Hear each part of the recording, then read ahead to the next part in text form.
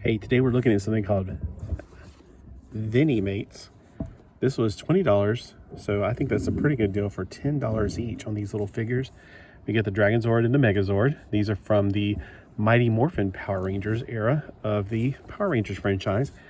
On the back, we see that Vinimates are these little Lego-looking figures. Evidently, they also had some Power Rangers in that. I would love to get a hold of those.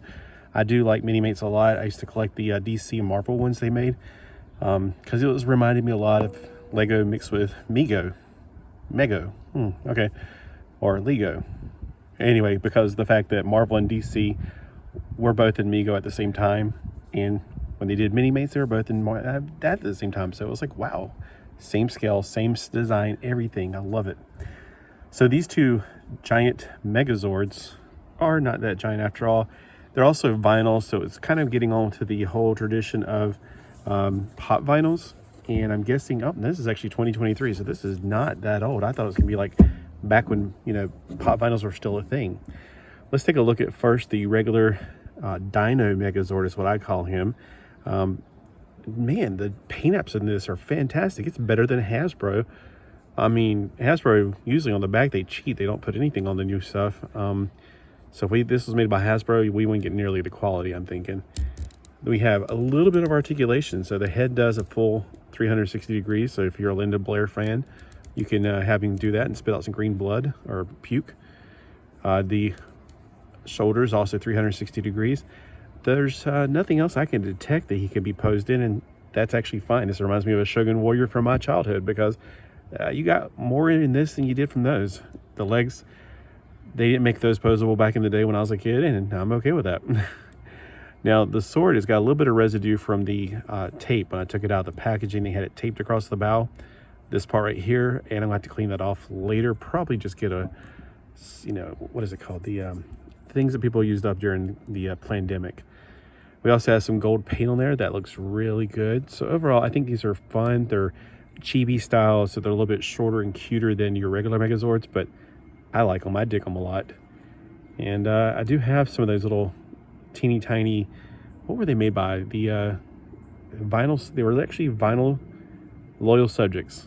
I think that's what they're called, royal subjects. I can't remember. Now let's take a look at the Dragonzord. Yeah. Now, back when the Power Rangers came out, I was way too old to be into this, and I thought they were stupid. And I'm just letting you know that up ahead. Now, when the movie came out, I had to take somebody to see it, and I actually enjoyed it a lot. I liked it so much that I got into Power Rangers.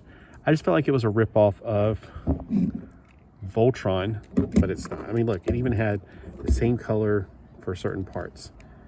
You know, that is his leg. All right. So let's take a look at this one right here. We have the Dragonzord. Now the tail came disassembled, so you have to really struggle to get it on. So it's got a little bit of articulation in its tail, so you can shake that tail.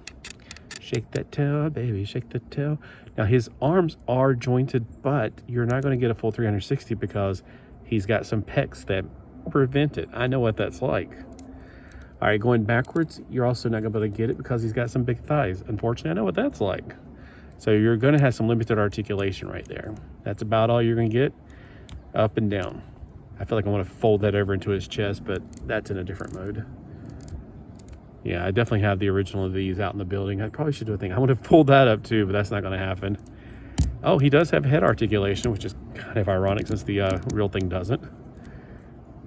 He's not going to go all the way because, well, I guess he will. He cleared this one. He didn't clear the other one though. So going 360, oh, he did clear it. He just had to pop it over it. Now it's a little looser, so that's kind of good. So I guess, hopefully.